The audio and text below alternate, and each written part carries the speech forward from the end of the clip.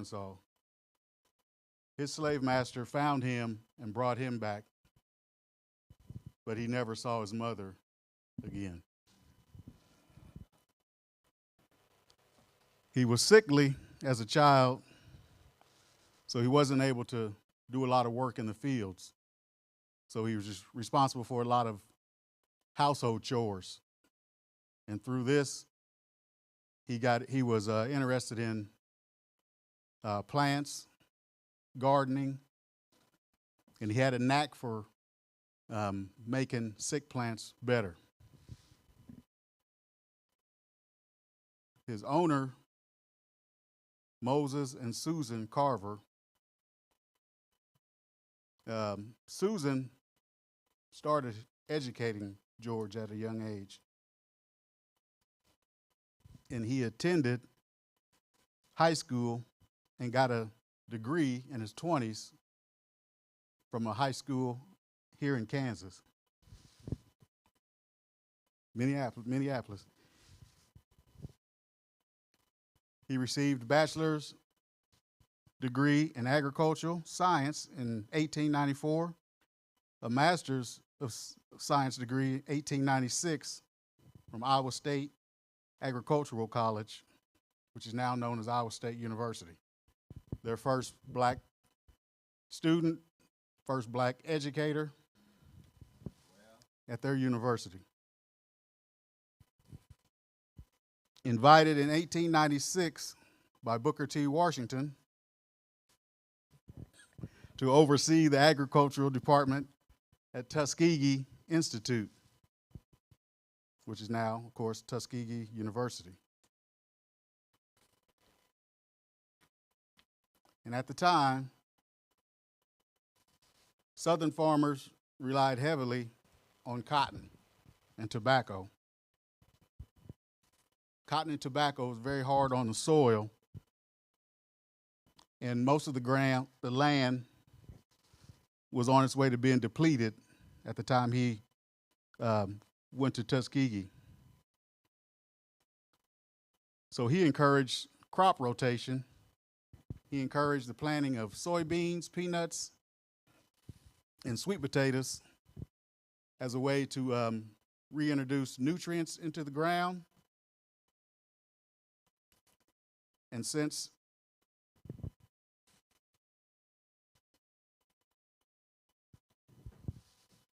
we're having harvests of peanuts, soybeans, and sweet potatoes, they needed to create a market so the farmers could sell them.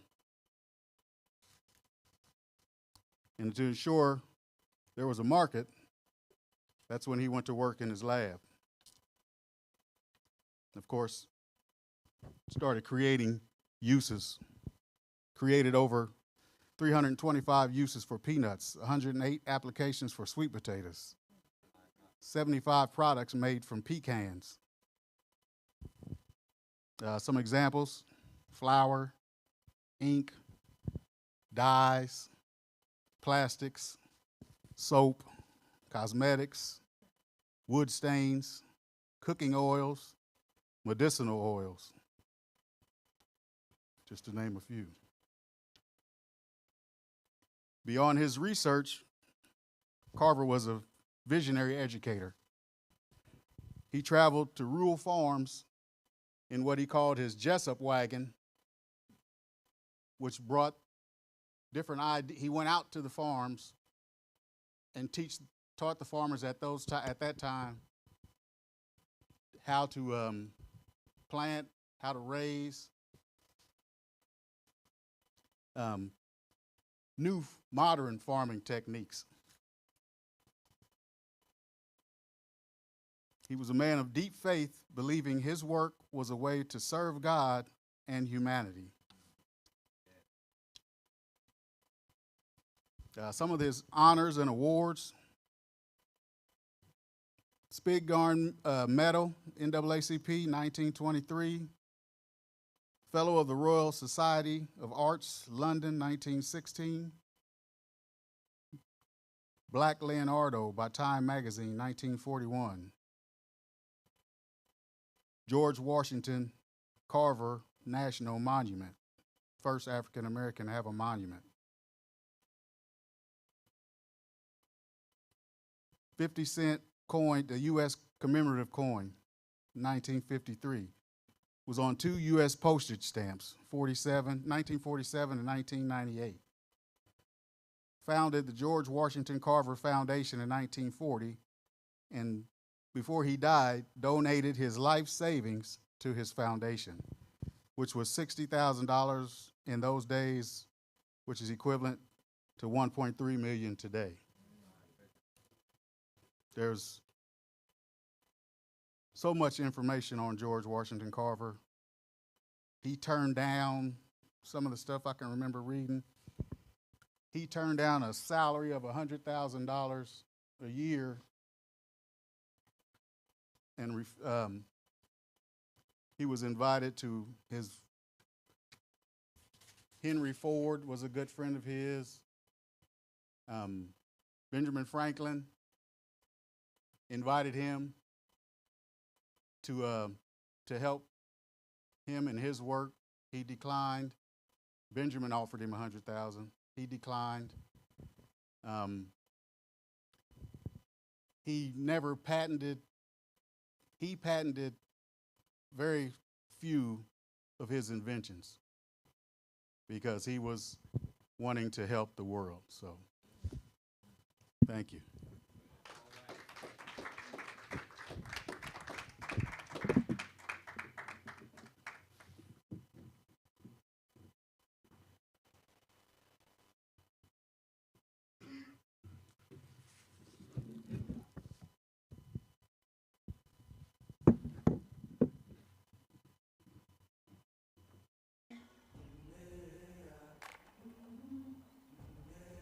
Back peaceful. Whoa, easy now. I'm gonna be free or die. I've been walking with my face turned to the sun.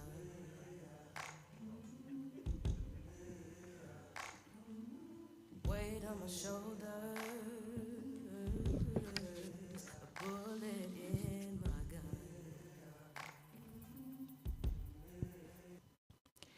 I was born a slave on a plantation in Maryland, somewhere in between the years of 1820 and 1825. You know, they didn't keep good records of slaves when they were born back in the day. They were just worried about how much they were worth. I was born Araminta Ross, but my friends called me Minty. And my family called me Minty because you know how black folks are about nicknames. So when I was 12 years old, I had a situation. A slave owner was getting ready to discipline another slave, so I stepped in the path, and I ended up getting hit with an iron weight against my head. And it crashed my skull. It cracked my skull. Well, that injury caused me problems the whole rest of my life. I had headaches and I had seizures. But one thing that I had was sleeping spells. Now, we call them sleeping spells. Nowadays, y'all would call it narcolepsy. Because those sleeping spells, I could fall asleep anywhere, at any given time, at any moment. I just couldn't control it. But as a result of those sleeping spells, I would have these vivid dreams and visions. And I felt like they were premonitions from God because I could see things that were going before me before they happened.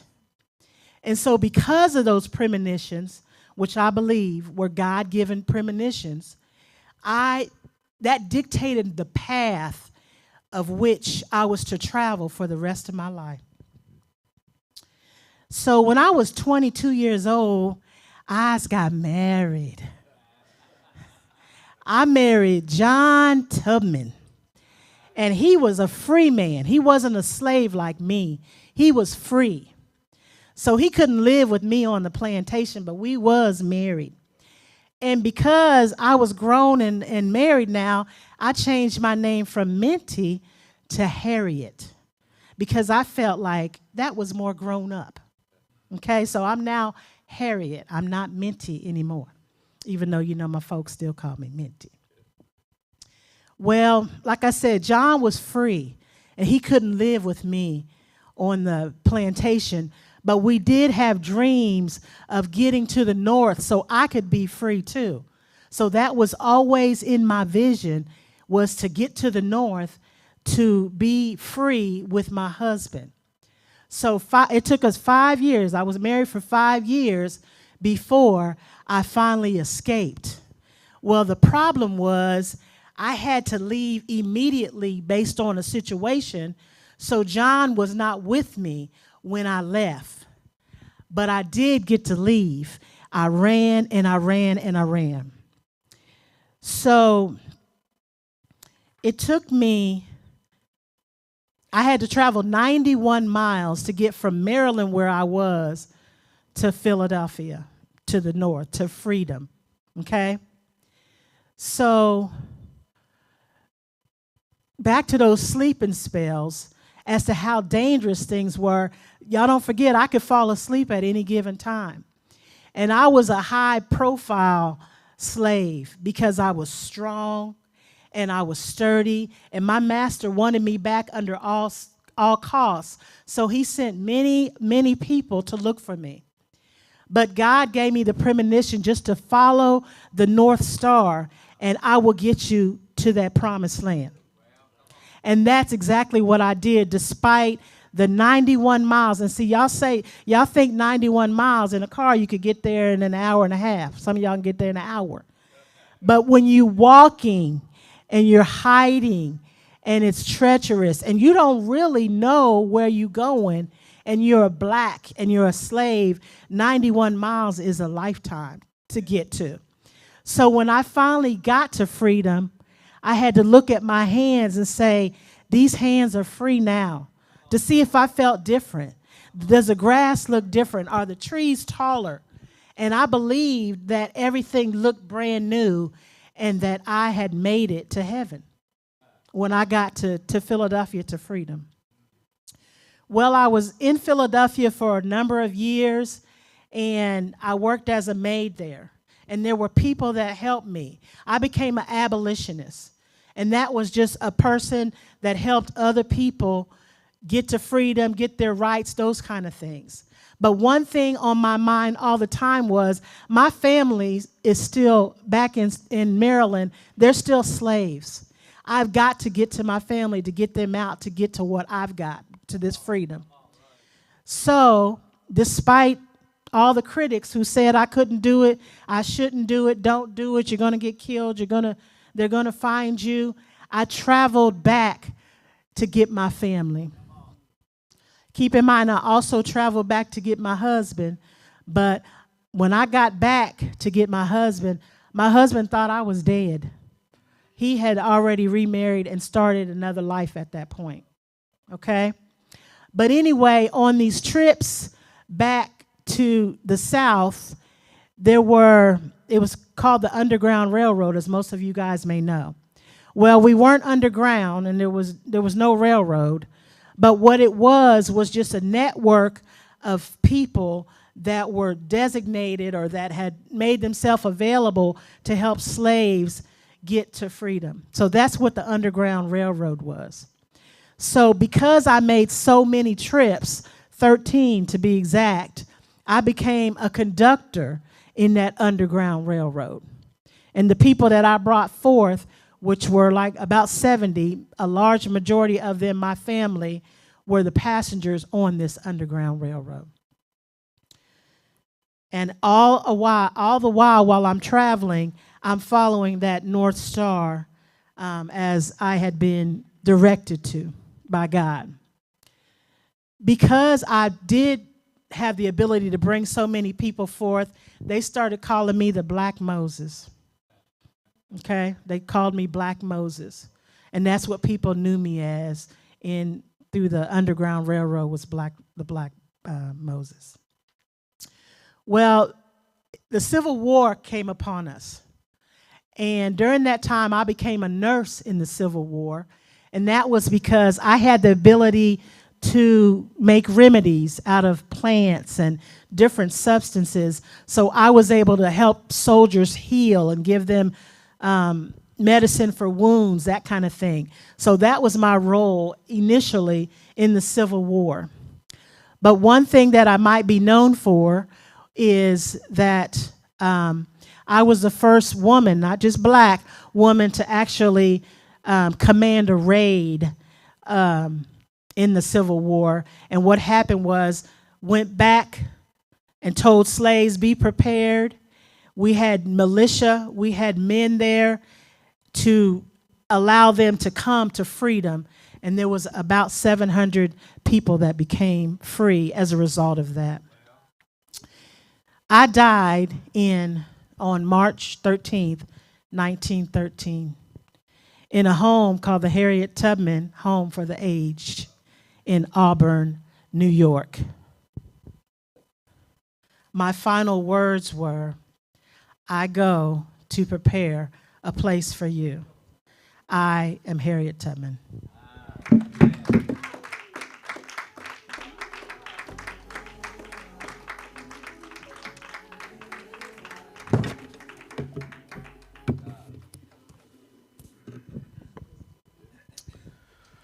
My name is Booker T. Washington. Can anyone tell me what the T stands for? Who said no? No.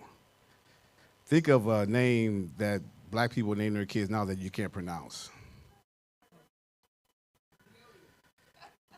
Taliaferro was my middle name. My mom, which her name was Jane, she gave me that second name. It was until later on I took on the family name, which was Washington. Along with my counterparts, I too was born in slavery. Figure that. It's already something you born in sin. Now you're born in slavery and in poverty, but that's just double, triple threat. Just think, born in slavery, you are born into a world with no voice, no choices, no what ifs, because if you said what if to your master, you would be picking yourself up or they would be putting you 6 feet under. But as I was born into slavery on the date of, well, when I was living, they didn't have any documentation of the month, day, or the year that I was born until I died. Then they found documentation that I was actually born on April 5th, 1856.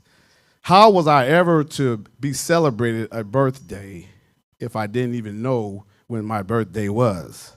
But as I was born into slavery, I didn't know my father. It was said that he was a white man, and he chose not to help us financially. So that is not a new thing now that the fathers or who call themselves a dad are doing. It was started way back then. So guess where they got all that genetic deficiency from? Way back then. It wasn't like it's something new. So he chose not to support me. And also, he wouldn't let me use my second name, which is the name that my mom gave me, Taliaferro. So my mother and I, or in the family, we struggled with slavery, the demands of slavery. So later on, it motivated me to write this. I cannot remember a single instance during my boyhood when our entire family sat down to the table together and God's blessings was asked, and the family ate a meal in a civil manner. On the plantation in Virginia, and even later, meals were gotten to the children very much as dumb animals get theirs. It was a piece of bread here and a scrap of meat there. It was a cup of milk at one time, and it was some potatoes at another. There was not a time where we could sit down and have a normal conversation, talk about what happened during the day. You know what happened during the day, and it wasn't nothing nice. Working. And if I didn't fulfill my quota of work, then I would be beaten. Nowadays, if you don't fulfill your quota, you probably get a point taken from you or whatever. But back in those days, I was beaten for not fulfilling my quota. But at the age of 9, can everyone say 9? 9. Boy, at the age of 9, that was the year that we gained our freedom. Under the Emancipation Proclamation, we were heading toward freedom. That was probably the best year of my life. And I would probably remember that age until I die. The age of 9 is when they were determined free. So after the emancipation, my mother took us to the free state of West Virginia to join her husband. So let's look at that. He was already gone. He had escaped from slavery during the war. And if you look at it, I can imagine how much prayer was going on back down then. Because look at all the problems they had. But they stayed on their knees and they prayed. Because they wanted something. They needed something. Then after the fact, they continued to pray. That is something that we should be adopting right now, a just because praise. I feel like Booker T. Washington is preaching. I better just go back. He's not preaching. Anyhow, so after they got with him, I was so eager to learn that I started to self-teach myself until I finally got into school. I love reading books. I love reading the Negro worship books and et cetera. And as I was 16, I decided to head east on my feet. And as Harriet Tubman was talking, when you are walking 91 miles on foot, that is a lifetime. I mean, just think on how many times she had to stop and to nurse her feet because of pains and cramps. Back then, there was no Gatorade to take out the electrolytes. Anyhow, so I headed east. And as I headed east to Virginia, I was being educated. I was there to educate the freedman and his descendants. And as I was there, in order to earn my stay, I had to work as a janitor for my studies. I graduated at the age of 19. And at the age of 25, President Samuel C. Armstrong recommended me Booker T. Washington to become the first leader of Tuskegee Normal Industrial Institution, now named, again, as you heard earlier, the Tuskegee University, the new normal school in Alabama. Booker was an accomplished businessman and active in civil rights. He was the first black man to be invited and to dine with the president in the White House, Theodore Roosevelt, on an even plane, on equal terms. He has had great accomplishments building several schools and colleges and making and paving a way for black people. And as you see today now, Schools are continually being erected, and I believe they are because of him. I am Booker T. Washington. As I take my seat, on his 100th year after birth, they made a stamp after him.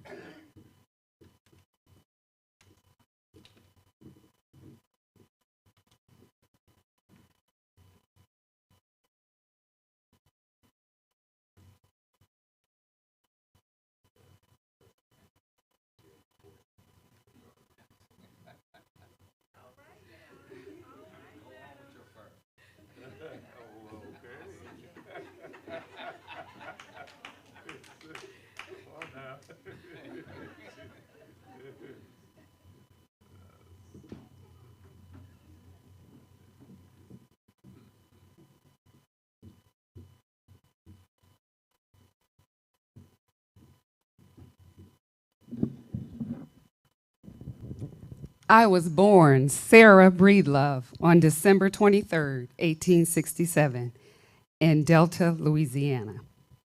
I was the youngest child in my family. I had one sister and 4 brothers. I was the first child in my family born free. My parents, Owen and Minerva Breedlove, were former slaves who later became sharecroppers on a cotton plantation. I would lose my mother, unfortunately, when I was 5 years old to cholera in 1872, and my father would die just 2 years later. So at 7 years old, I was left an orphan. I had to eventually move away from my home to live with my older sister and her husband in Vicksburg, Mississippi. My sister's husband would abuse me so badly that at the age of 14, just to escape the abuse, I got married. 3 years later, I would give birth to my daughter, Lelia. She was born June 6, 1885. My husband, who his name was Moses McWilliams, died just 2 years later. So at 20 years old, I was already a widow. I would remarry in 1894, divorced in 1993, and that's all we need to talk about that. After my divorce in 1903, my daughter and I moved to St. Louis with 3 of my brothers who were barbers there. I worked as a laundress and also a cook, barely making more than $1 a day. While attending St. Paul AME while in St. Louis, I began to meet many different women, and I noticed these women had something that I wanted for myself. They were educated. So at that time, I decided to take night school and raising my daughter and attending school at night. I was also an active member with the National Association of Colored Women. Unfortunately, at this time, because I was running myself so ragged, I started losing my hair. I mean, literal bald patches in my head. And to be honest with you, I wasn't taking the best care of myself. I wasn't eating right. I wasn't sleeping. And also, the stuff that I was using to wash my hair was the same stuff I was using when I was cooking and cleaning and washing laundry. That's the stuff I was putting in my hair. So that might explain why I started losing my hair. Well, I didn't know what to do. I went to my brothers. They referred me to Miss Annie Malone. Because they were barbers, they had a relationship with Miss Malone, and she was an African-American entrepreneur who had her own line of hair care products. She was the owner of the Poro Company.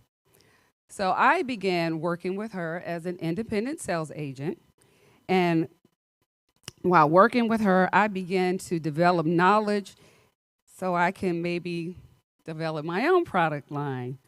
But the ingredients that I would use actually came to me in a dream. In July 1905, I and my daughter moved to Denver, Colorado, where I continued to sell Miss Malone's products, but then I kind of started developing my own hair care line myself. Unfortunately, word got back to Miss Annie Malone, and she accused me of stealing her formula, which I don't know how that can be done, considering she was using mainly petroleum and sulfur, and that had been used in hair care products for about 100 years at that time. So how I could steal something from her, I have no idea. But that's neither here nor there. 1 year later, I would marry Charles Joseph Walker in 1906, whom I had earlier met in St. Louis. It is then that I started to market myself as Madam C.J. Walker, an independent hairdresser and cosmetic cream retailer. Charles was also a partner in my business, and he gave me pointers on how to advertise and grow my business. So here are some advertisements that I would market around and get the word out about my product. I sold products door to door, teaching other Black women how to groom and style their hair. I put my daughter in charge of the mail order operation, and on each one of my advertisements, I would have information on how you could order my products by mail in the advertisements. So she was over that part of the operation, while my husband and I traveled throughout the South and the eastern part of the United States to continue to grow the business. In 1908, we relocated to Pittsburgh, Pennsylvania, where we opened a beauty parlor and established Lelia College, which of course I named after my daughter, to train hair culturalists. As an advocate for Black women's economic independence, I opened training programs and called the Walker system is what we use. And that basically was for my agents who were licensed.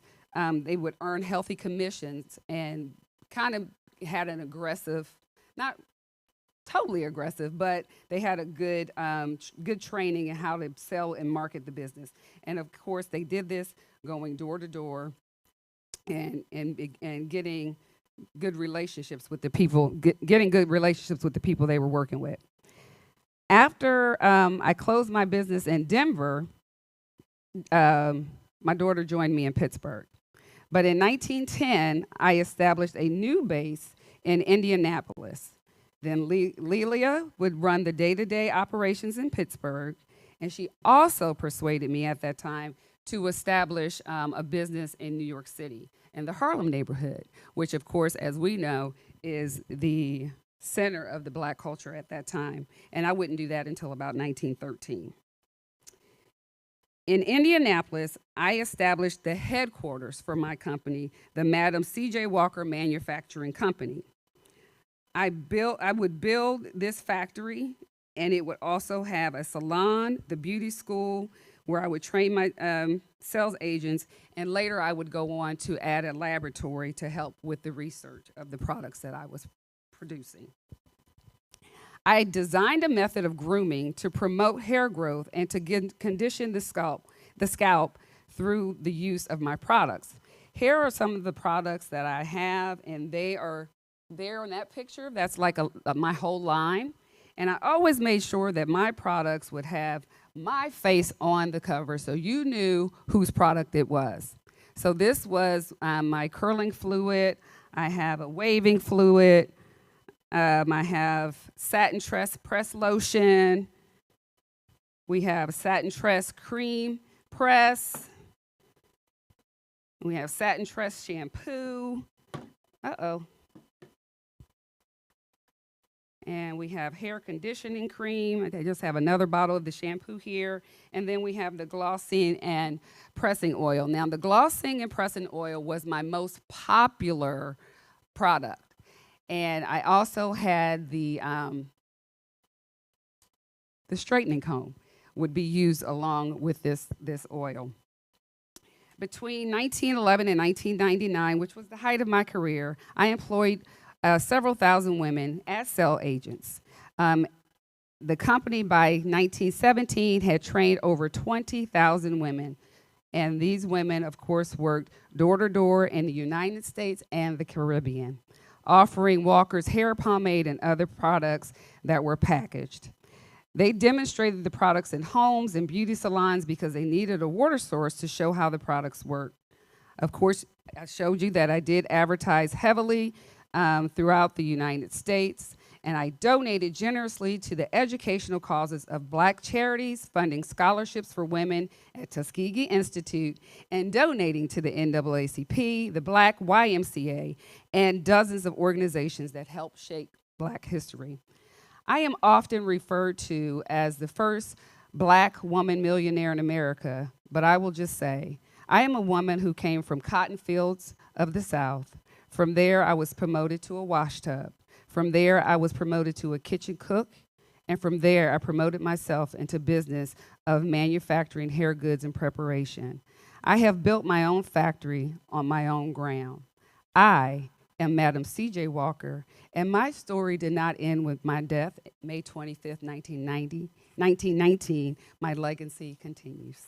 Thank you.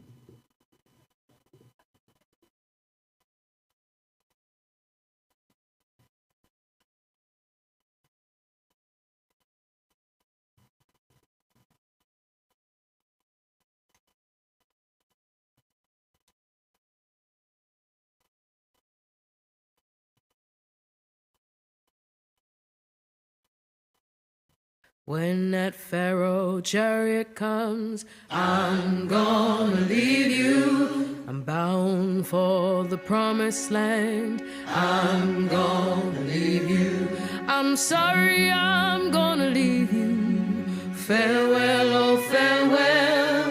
But I'll meet you in the morning. Farewell, oh farewell. I'll meet you in the morning. Bound for the promised land, on the other side of Jordan, bound for the promised land. I'm sorry, I'm gonna leave you. Farewell, oh farewell, but I'll meet you in the morning. Farewell, oh farewell, oh, I'll meet you in the morning. Farewell, oh farewell, oh, I'll meet you in the morning.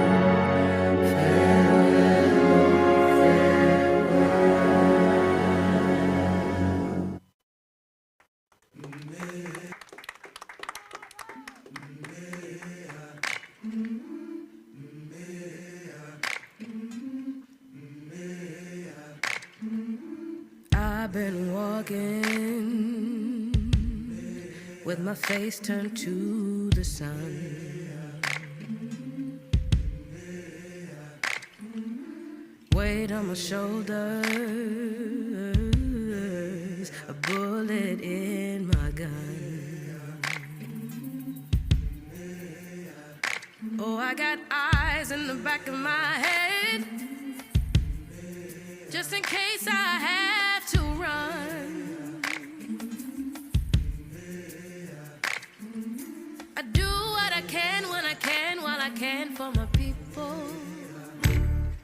While the clouds roll back and the stars fill the night, that's when I'm gonna stand up, take my people with me. Together we are going to a brand new home. I'm gonna stand up, take my people with me. Together we are going to a brand new home. Far across the river, do you hear freedom calling, calling me to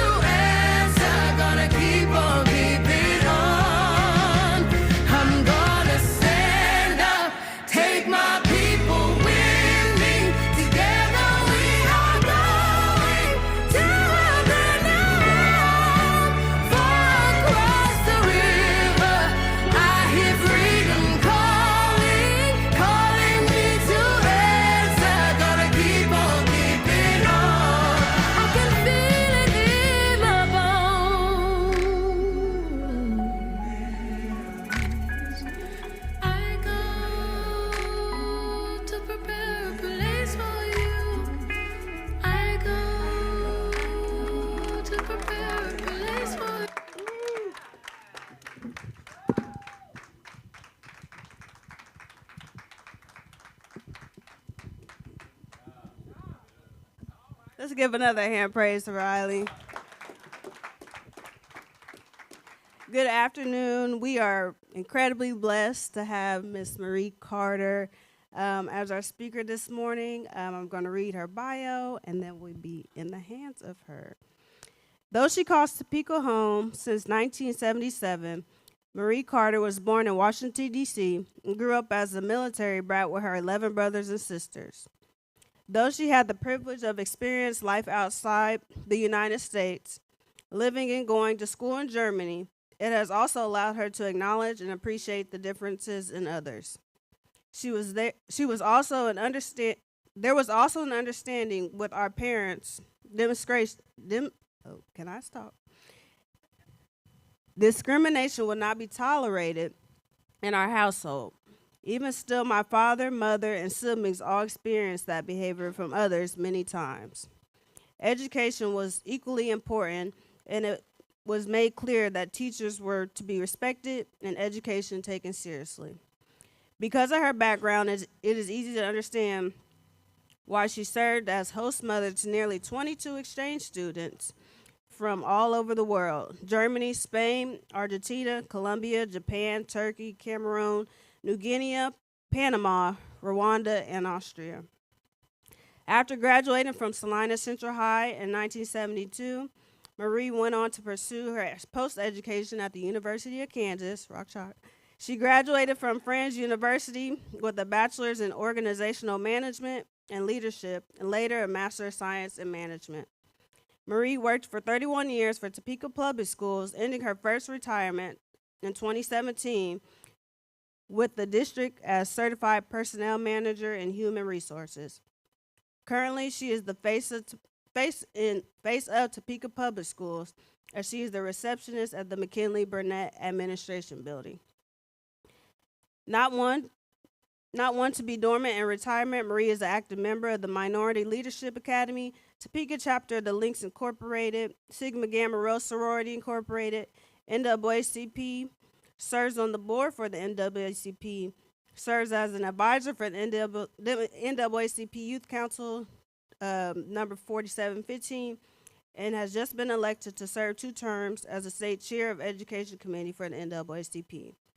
She has served as precinct chair for her former district for 3 years and as a member of the African American Democratic Caucus as a poll worker at every election for the past 22 years.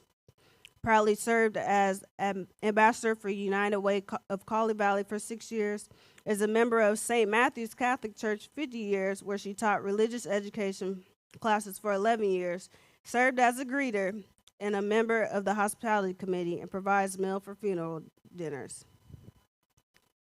That girl.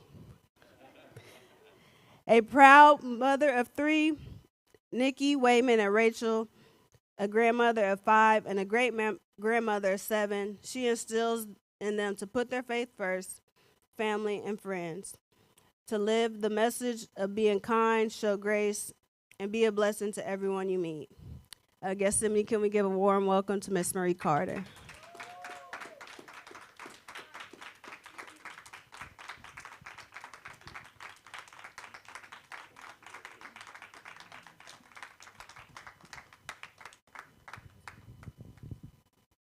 Well, I have to say, is this on? I can't hear me, but hopefully you can hear me. When the First Lady asked me to do this, I thought, I'm not from Topeka, right? Because she asked me to do the history of African Americans in Topeka. And she goes, that's okay, I'm not from Topeka either. So, in recognizing African American individuals who are from Topeka or have lived here for an extended length of time and continue to break barriers and make history every day. In 1861, Topeka became state capital prior to Leavenworth and Lawrence being the territorial capitals. It means there were small sections in the state of Kansas they would designate to be the capital for that particular area. But in 1861, they bought the land and decided that this location, Topeka, Kansas, was going to be, in fact, our capital. However, the location of our state capital was not the original location. It was Constitution Hall. Does anybody know where Constitution Hall was or is? On 4th, between 427 and 429 South Kansas Avenue, Constitution Hall. And that's where they would Where's Minty? They would take the Underground Railroad, would move slaves from Constitution Hall while they were making the laws and run them to the Ritchie House. Anybody know where the Ritchie House is? Or where McDonald's is. I tell kids in high school, we're all skipping school over to McDonald's, just one block east is the Ritchie House.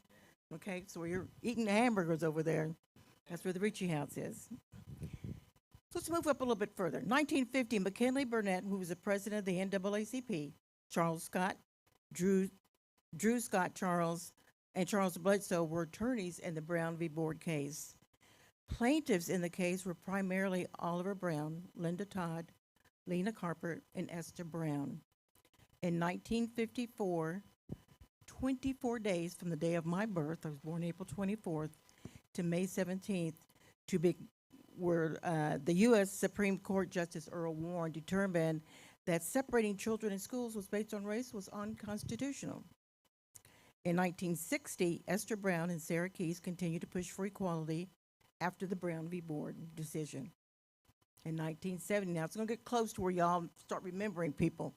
Oh, I know them. 1970, James N. McClintock, Topeka's first black mayor, with Joe Douglas, Judy Pryor, and Kay Meadows, whose Meadows Elementary School is named after her, as well as Jackie and Robert Bugg, were instrumental in organizing grassroots events, most notably the Living the Dream. And who hasn't been at one of those? Okay, there you go. In 1990, Ben Scott and Sherman Parks, these gentlemen continued the cause, equally served on the NAACP board, and were voted on the Topeka Public Schools School Board. In the 1990s, they were heavily influenced by the NAACP. In 2004, Brown v. Board Historical Site was opened 50 years to the date of the Brown v. Board decision. Who held office in Topeka? Jack Alexander, the first African-American water commissioner. Okay, I see heads bobbing over there, okay. He served from 1973 to 1985 and served as Topeka's first black water commissioner and the last surviving member of the Topeka High Ramblers. Any Ramblers? No Ramblers. And he also served on the board for the NAACP. Joe Douglas, first black fire chief. Anybody? Okay. Joe served from 1983 to 1989. Greg Bailey, fire chief, 2012 to 2016. Okay. A total of 31 years with the fire department. Foster Chisholm, sergeant at arms for the Kansas House of Representatives from 2009 to 2024. Topeka School Board and state office positions. This is going to go on for a while. Ben Scott, Sherman Parks, Keith Tatum, Carolyn Campbell, who also served on the TPS board and was also the first African American elected to the State Board of Education in 2008 and re-elected in 2012. Dr. Burl New was newly elected in 2024. Superintendents. These are all African American superintendents.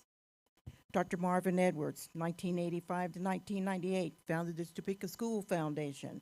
Dr. Robert McFrazier, in 1999 to 2003, received the Magna Award for the National School Boards Association for his reading initiative, and constructed Hummer Sports Park with a $24.5 million bond, which resulted in 41 new kindergarten classes, 2 second-grade classrooms, 3 multi-purpose rooms, and he's also a member and started the Topeka Alliance of Black School Educators. Pam, you remember that? Black School Educators? Well, you should be up here. Now, let me see. Dr. Tony Sawyer served from 2003 to 2007, and he was the one that was serving during the 50th anniversary of Brown v. Board. And he instilled the disparities between education based on economic status. So that was his push when he was the superintendent. Our current superintendent, the only black female, Dr. Tiffany Anderson, 2016 to current. First African-American woman to lead the largest school district in Shawnee County. 2023 Superintendent of the Year by the National Superintendents Association. and graduation and literacy rates are up under her tutelage. So what's in the name? Meadows Elementary School, named after Kay Meadows, who was also a school board member. Ross Elementary, named after Tuskegee Airman Merle Ross and his wife Barbara. Mr. Ross was the first black principal of an all-white school. Williams Magnet School, named after Mamie Williams, a fierce advocate for education. She graduated Topeka High School at the age of 16. Scott Dual Language, named after John J. Scott, a Topeka native, prominent NAACP Legal Defense Fund attorney, graduated from Washburn Law in 1947, and Scott Magnet School opened in 1996. Accolades. Now, these folks that you should remember, because these are in our era. Norma Avery, Juneteenth. Pamela Johnson Betts. I'm not doing Pamela justice because there's so much after her name. Pamela Johnson Betts is Executive Director for the Topeka School Community Foundation, African American Commission, Secretary of Aging, inducted into THS Hall of Fame in 2005. Resita Manager, international opera singer, vocalist, the Hall of Fame at Topeka High School. Anybody know Resita? Dale, you're nodding your head too. Larry Robbins, inducted into the Hall of Fame at Highland Park High School. Duke Palmer, Highland Park High School. Dale Cushenberry, principal and inducted into the Hall of Fame at Highland Park High School, and there's more to come for Dale. Dr. Burl New, principal at the first African-American female principal at Highland Park High School. Dr. Robert McFrazier, the first African-American principal at Topeka West. Dr. Jennifer Gordon, first African-American to lead McClure Elementary and became the National School of Character. Barbara Davis, one of the first black teachers to become principal and later a district administrator. Nick Gardner, the youngest African-American male to lead an elementary and middle school at the same time. He's currently doing that this year. Dr. Burl New, elected to the State Board of Education and first African-American to lead Highland Park High School. Larry Robbins, first Assistant Superintendent of Operations and inducted into the Hall of Fame at Highland Park High School. Clardy Vinson, Harold Sheffield, Ernie Hodison, and Rodney Johnson, all assistant principals at Topeka High School. Reverend W. Henderson of St. John's AME set up the first newspaper in Topeka called the Colored Citizens, and it was edited by William Eagleson. That newspaper became the voice for Kansas. Now, people think that the first newspaper was from Nick Childs. It wasn't. Nick Childs started the Plain Dealer, I can't remember what the year, 1886. But then in 2023, there was a bridge named after him, and it's located between 10th Street and right before you get to Branner Bridge. That stretch of road is named after Nick Childs. And Nick wasn't from Topeka, but he was from South Carolina. Okay, now we're going to go to the churches. St. Mark AME, Oliver Brown's first assignment. He preached there from the first semester, his first minister, and Reverend Randolph Henderson was the 92nd bishop of the AME Church, and in 1991 elected president of the World Council of Churches. St. Mark's, and the oldest, entered in the Kansas Conference in 1880 and survived the 1903 and the 1951 floods. I'll ask you about that later because that's going to be audience participation. Y'all going to have to tell me about that. St. John's AME Methodist Episcopal Church was officially organized in 1877, and it was chartered by Reverend John M. Williams of the Missouri African Methodist Episcopal Conference. 9 years prior, black settlers met to worship, moving from Tennessee. And they moved to Tennessee town, but we know them as the Exodusters. But they came from Louisiana, Texas, and let me see, my notes here. Mississippi. Now, the 9 years prior to that, they were moving in. And then in 1879, the first building was erected on the corner of 2nd and Madison. This is St. John's. 3 years later, plots were purchased and moved to the corner of 7th and Topeka Boulevard where they currently sit. It wasn't until 1908 through 1926 that the church was built. St. John's was one of the oldest black churches, which played a significant role in shaping the Topeka community. The exodus I talked about, St. John's was host to over 6,000 immigrants who came from I can't talk now, from the Louisiana, Texas, and Mississippi states. St. John also hosted the National Negro Business League, which was founded by Booker T. Washington, which encouraged economic development and entrepreneurship. Okay, folks, here's where the tables are turned. You tell me, and I know a little bit, but like I said, I'm not from Topeka. Tell me about the Bottoms. What happened in 1903 and the 1908 and the 1951 floods? Who lived in the Bottoms? Who lived in the Bottoms? And what commonality did they have? Say what? But also in that community was blacks, Hispanics, multicultural. And what did they have in common? Didn't nobody have any money.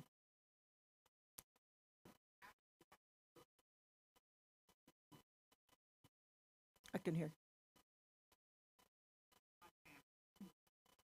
On the roof of your house when the floods came. So what did you do to survive a situation like that? When most families, we're used to doing it. But what did you do? You had to rely on one another and the resources that you had. You pulled on those resources to make sure everybody got through. Tennessee Town. Who knows about Tennessee Town? I said a little bit in here. Maybe like a teacher who's paying attention. Exodusters. Exodusters came from Mississippi, Texas, and Louisiana. And they settled in Tennessee Town, which is still there. Constitution Hall. What do we know about Constitution Hall? It used to be the Capitol. Our first Capitol was Constitution Hall. And what happened at the Capitol when they were passing the laws upstairs? What happened downstairs in the catacomb? Slaves running from Constitution Hall to the Ritchie House. And, okay, here's where you come in, Dale. Cushenberry Park, Grant Cushenberry. I know, I mean, I haven't been in Topeka for 50 years, but I remember Cushenberry Park and Grant Cushenberry. You're up, sir. Yeah, so you can tell about that.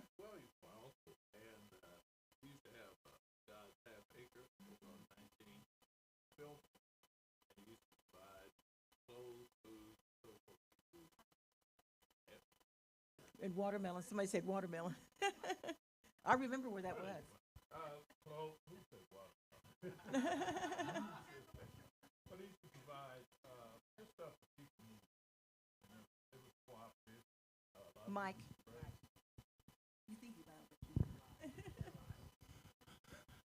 Still bossing me, aren't you? He used to provide stuff, clothing, food, other necessities, furniture for people who were in need.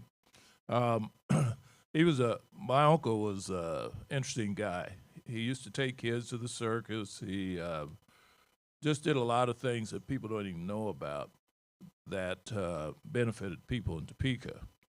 He was one of the starters of the Thanksgiving dinner, and it's kind of sad today when you see it. You see very few people of color working it. Back in the day, it used to be nothing but people of color, and there were clothing giveaways, there was music, there was food, and now it's kind of a generic type activity. But Grant, yeah, and the park was named after him, and it's just a token symbol of the things that he did. You might as well stand up. I said I had a little bit more to share about Dale, which he shared a lot with me, but I'm just going to read from his resume. Dale has been on the past school boards of the Topeka Youth Project, Kansas Children's Service League, Topeka 501 Foundations Board, Capper Foundation, Meningers, Kansas Blood Services, Partners in Education, Battered Women's Task Force, President's Advisory Board, Governor's Goals, Kansas District Court Detention Task Force. What was that, Sebelius? That I was appointed by Kathleen Sebelius to the Supreme Court Nominating Commission. That commission, anytime there's a vacancy on the Supreme or appellate courts, we interviewed people to fill those positions and submit 3 names to the governor. Did it for 8 years, and it's very, very tedious work. One of the persons that we forwarded is now the Chief Justice, Eric Rosen, now. Come on, then. You can sit down, though, if you want to. Dale was also recognized for Who's Who in Athletes, All-American Basketball Sports Hall of Fame, Who's Who in Education, Emporia State Leadership Diversity Award, Brown Foundation, Juvenile Justice State of Kansas Leadership Award, Midwestern AME Churches, Black Expo Leadership Hall of Fame, Wall of Honor, and African American Male Achievement Award. That's a few things, and I didn't read all of it. I didn't go through all of it because there's pages here. But I want to tell you that this is, like I said, I'm not from Topeka, but I love being in this town. I'm from Washington, D.C. My father moved us here when he was serving in Vietnam, and he thought D.C. was not a place to be raising a family. There was a lot of stuff going on there. And he felt Salina, Kansas was the safest place to be. And so that's where we grew up in Salina. From the minute I was from 7th grade on, I graduated from Salina Central High School and went on, the Mustangs, and then went on to the University of Kansas.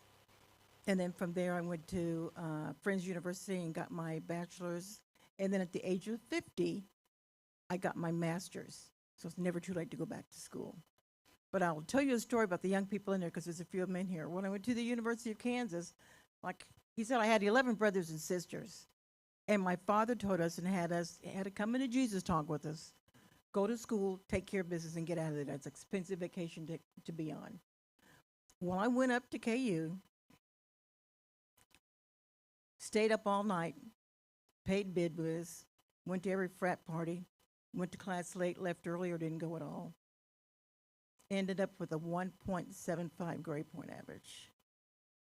This is from somebody who aced in high school and got straight A's in Spanish. I flunked 5 hours of Spanish. Don't do that.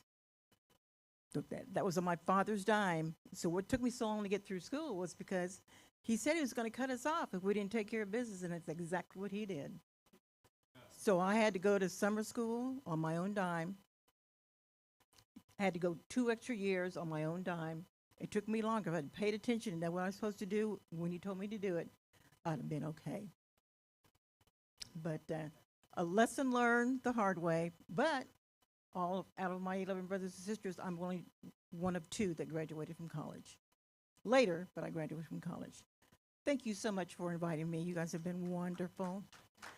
And if I forgot anybody or anything, charge it to my head, not my heart, because I just was running through the gamut trying to get as much information down as I could. I appreciate you. Thank you, Pam.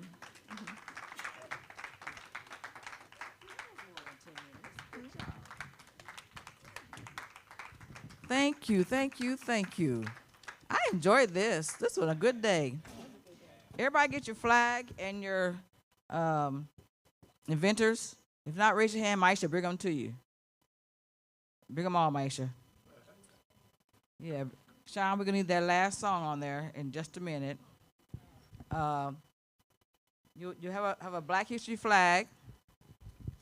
So everybody get your flag ready. We're going to sing our last song. I want everybody to stand and wave your flag in just a minute, Sean, not yet. Everybody get their flags. All righty. Because he didn't get a flag. It's coming.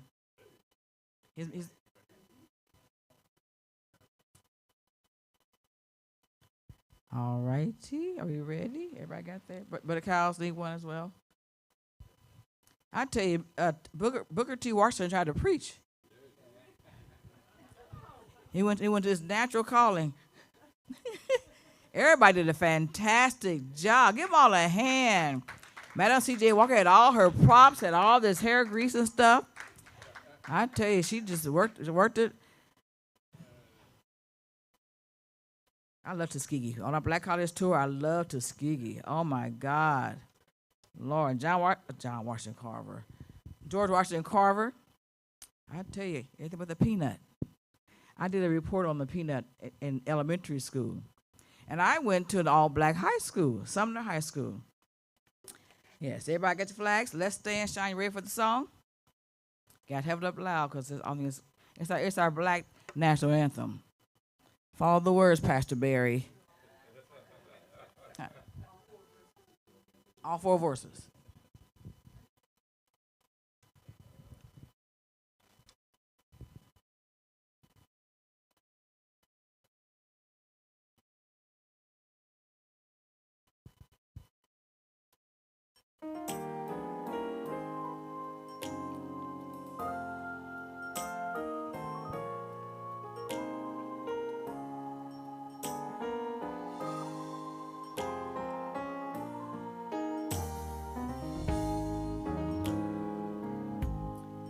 Lift every voice and sing till earth and heaven ring, ring with the harmony of change it, Bertie. Let our rejoicing rise.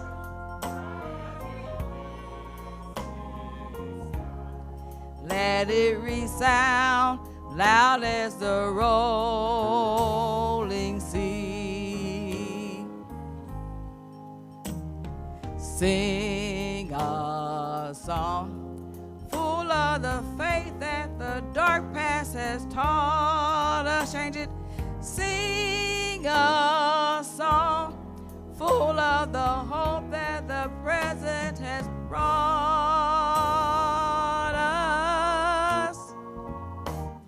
Facing the rise of our new day begun, let us march on till victory is won. Stony the road we trod, bitter the chastening rod, felt in the days when hope unborn had died, yet with a steady beat have not our weary beat come to the place for which our Father sighed. We have come over away with tears. We have come treading our path through the blood of the slaughtered,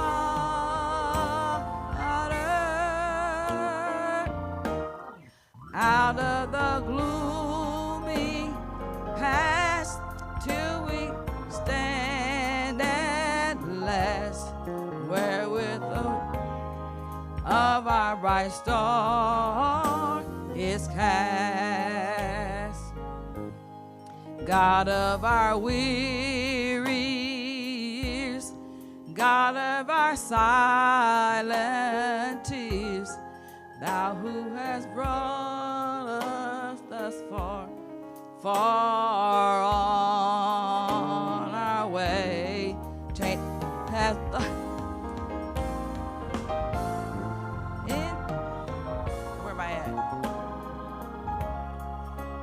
us forever in the path we pray. Sing aloud. Lest our feet stray from the places, our God, where we met thee. Lest our hearts, drunk with the wine of the world, we forget thee. Shadow beneath thy hand, May we forever stand true to our God, true to our native land. Amen. God bless you. Pastor Barry's in your hands. Amen. Thank you, everyone, for participating in this. I appreciate you. You did an awesome job. It was wonderful. Did y'all see Sakura had a gun on her? Mm-hmm. Yeah, is that allowed? Guns aren't allowed in the church? Oh. I already addressed that issue. I thought she thought she had it concealed. Thought this was a concealed carry zone. Amen. Amen. But it wasn't loaded, I don't think. But so we thank God for everyone that participated on today. Certainly thank Miss Marie for coming and being with us on today and sharing all of that history about Topeka. I will say this, if you have not been to the mall in quite a while, there's a section out at the mall by the food court called Our Story. And there's a little section there, and it talks about the Bottoms. It talks about Tennessee Town, the Sands. I had never heard of the Sands, so I saw that there. But Mudtown, it talks about Mudtown. So it gives a lot of history of this city of Topeka. And even as Sister Marie was reading during her presentation, it helped us see how influential the African-American culture was here in Topeka, all the different schools named after different black characters. So our African-American culture has a great history here in the city of Topeka. Probably the thing we're most famous for is Board of versus School, Brown versus School of Education. And so that's probably what we're most famous for. But there's so many other things here that other history of Kansas that African Americans are responsible for. So we thank God for all. We thank God for the visitation from George Washington Carver and Booker T. Washington, and the visitation from Harriet Tubman and even C.J. Walker. Amen. Of course, I don't need any of those hair products today. Me and Brother Cushionberry, we don't really need any of those hair care products. But we're so grateful that she came up with all of that. Amen. I try to tell them there was a time I did have hair, but some of them say they don't. I don't think they believe it. But I told them they got to use your eye of faith. I said, picture an afro, lamb chop sideburns, and Fu Manchu mustache. Can you see it? And most of them say, no, I can't see it. Amen. Amen.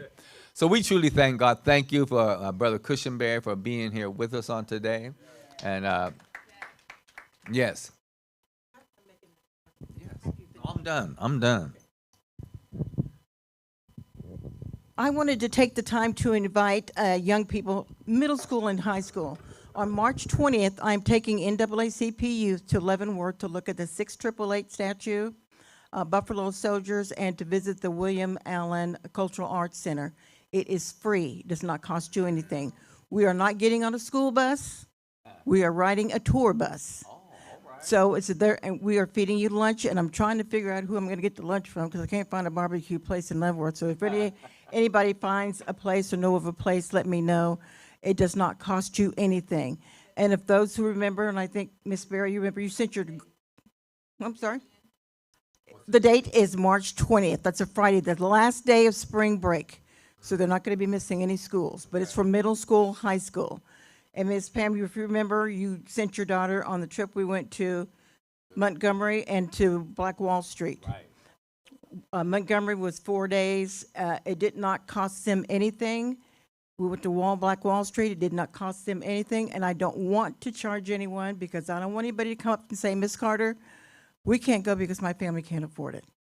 But this is history that's not being taught in the books, because if it was in the books, it probably wasn't the truth. I want you to go and see for themselves what our history was like. And the remarkable thing about going down to Montgomery, we went the day before they sentenced a young man to death for a crime he did not commit. They found that out after the fact. We were able to walk across the Edmund Pettus Bridge on March 8th, the day of Bloody Sunday. You don't get those experiences in the pages of a book.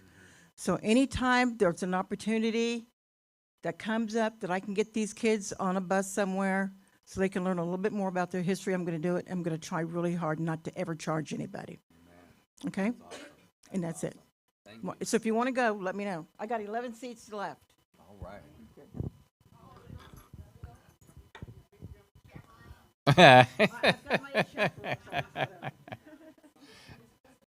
Yes, sir. Yes, sir.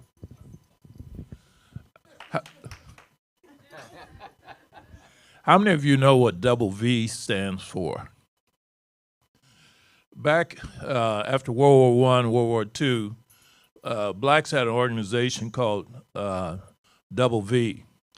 And the double V was victory abroad and victory at home, against victory against tyranny and oppression way, and victory against racism at home. Well, there's several of us starting up a group again called Double V. And we're trying to organize people, blacks in particular, to refocus on that agenda. And so when you see these T-shirts that have double V on them, you'll know what that's about. But historically, just Google it and you'll see what it stood for and what it meant.